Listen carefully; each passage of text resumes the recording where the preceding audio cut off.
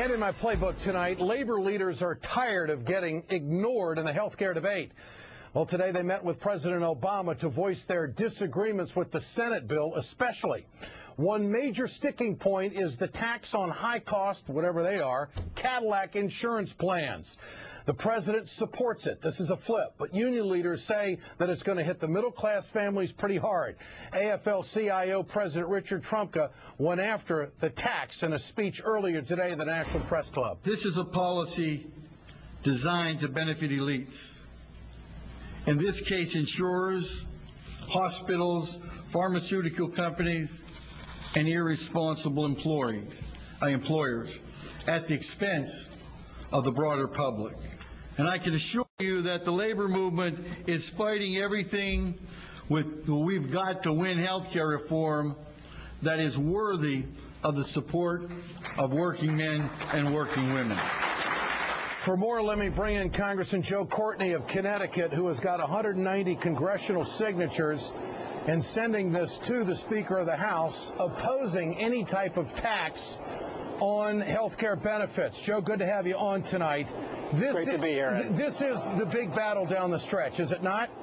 It is. And, Richard Trumka is doing God's work today, putting a public spotlight on the issue and then going to the White House and reminding the White House that this was a critical issue in 2008. John McCain was the one who came out and supported taxing health benefits, and the Obama campaign and Democrats vociferously opposed it, and it really demonstrated to the middle class that we're on their side. What do you make of the president and the shift on this? There is clearly a flip-flop on this by President Obama if he's going to go with taxing benefits, and it is going to hit the middle class families. Your thoughts on that? What do you make of Obama doing this, the president doing this?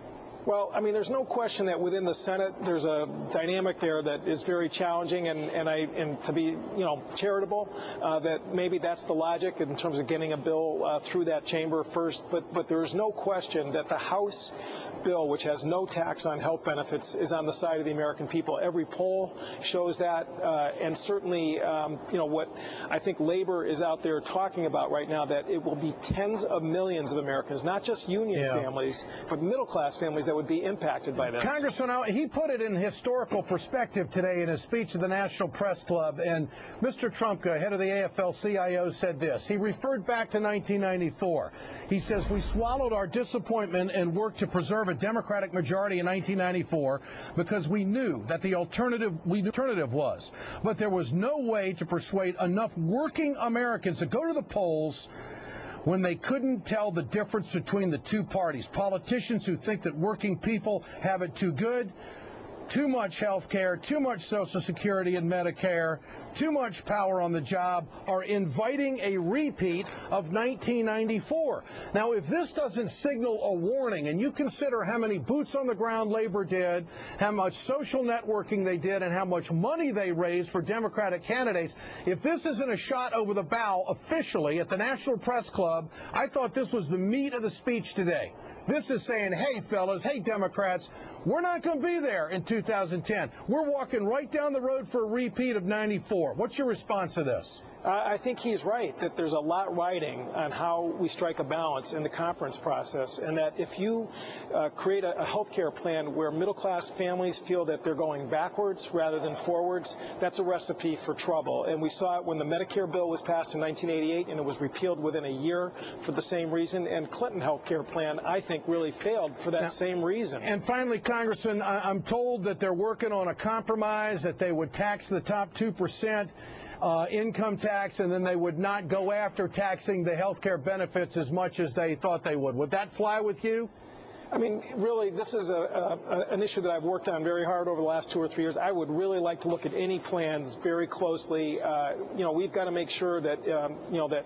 So you're working on a compromise. You'd take a compromise on that.